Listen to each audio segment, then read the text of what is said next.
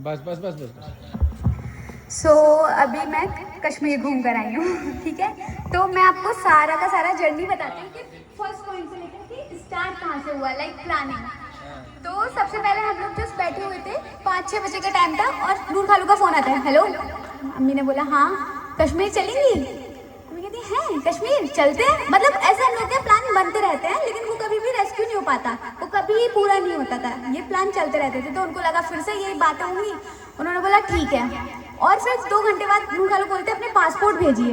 अब शिनू खाला थी अपने मायके में, वो कुछ भी प्लानिंग से नहीं गई हुई थी, वो अपने नॉर्मली से डेली यूज़ के कपड़े लेके गई थी। अब वो टेंशन में, हमारे पास कपड़े नहीं हैं, क्या करें। हरीश ने बोला अरे शॉपिंग करवा देंगे, कोई टेंशन की बात नहीं, चलते। अब पहले इधर मम्मी टेंशन में, कैसे करें क्या करें, और सिर्फ 1 दिन का टाइम दिया था बीच में। 1 दिन में आपको सब कुछ करना है। और बेसिकली अभी ठंड जाके गई है, तो हमने अपने सारे विंटर्स के जो भी कपड़े थे वो रख दिए थे। हमने 1 दिन में सारा घर सर पर उठाकर प्लानिंग करी, सारा पैकिंग करी, सब कुछ किया और हम गए कश्मीर। तो सबसे पहले ये मैं बता दूं कि ये मेरी पहली फ्लाइट थी और मुझे बहुत डर लग रहा था। तो हम जैसे तैसे बैठे और मैं विंडो सीट के लिए अपनी मम्मी से लड़ रही थी, क्योंकि मम्मी का बाय चांस उनकी विंडो सीट ही थी और मैं थी बीच में। अब मैं मम्मी को बोली प्लीज़ मम्मी बैठ दो, प्लीज़ प्लीज़। कहती है मेरी भी तो पहली फ्लाइट है, रुक जाना। मैंने कहा अरे यार बैठ जाने दो। फिर जैसे तैसे ना फ्लाइट पर बैठ तो गई थी वो, लेकिन फिर उन्होंने मुझे बोल दिया कि चलो ठीक है तुम बैठ जाओ। अब पेरेंट्स के लिए तो बच्चे होते हैं ना प्रायोरिटी।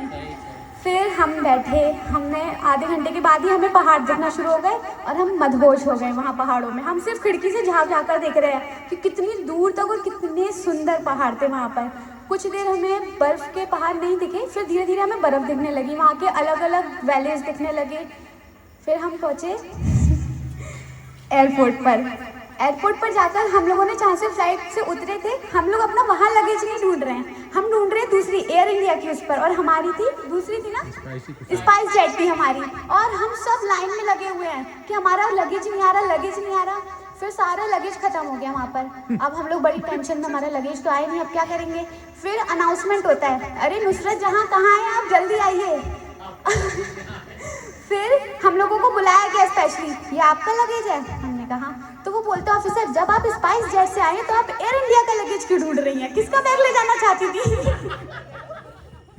और फिर हम वहाँ से अपना लगेज लेकर, हमने जिनको बुक किया था वो हमें मिल गए बाहर। फिर हम गए सीधा मुगल निशात गार्डन।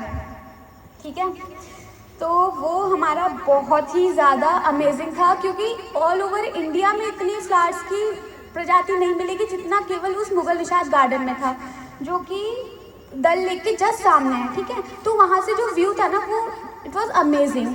ठीक है, और ये बना था 1633 में, जिसको आसिफ खान ने बनाया था।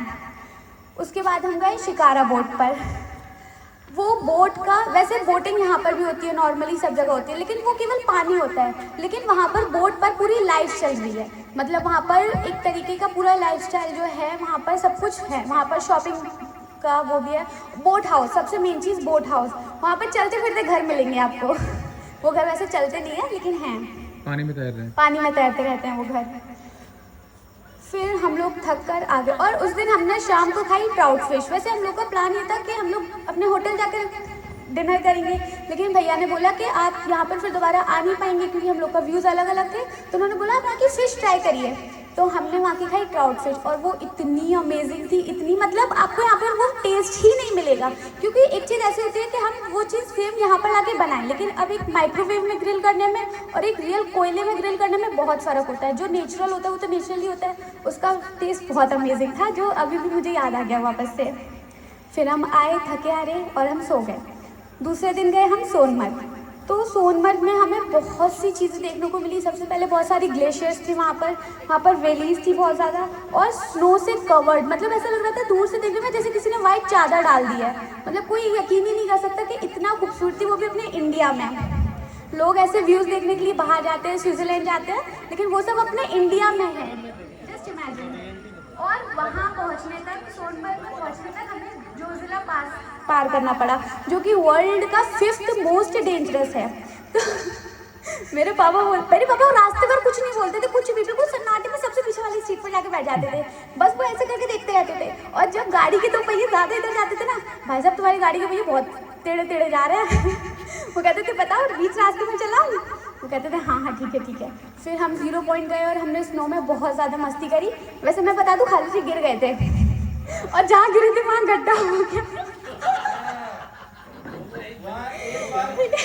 सब गिरते ही हैं। एक बार तो कम से कम गिरते ही हैं। मतलब नॉर्मली लोग वहाँ पर बैठ कर ऐसे स्लिप हो रहे थे, खालू जी ऐसे करके स्लिप हो रहे थे और बैठ गए। फिर हम वहाँ से गए लेह लद्दाख की साइड गए थे, मतलब पूरा ले नहीं गए थे, वहाँ गए थे। वहाँ पर हम लोग कारगिल वॉर की साइड गए, जहाँ पर कारगिल वॉर हुई थी वहाँ।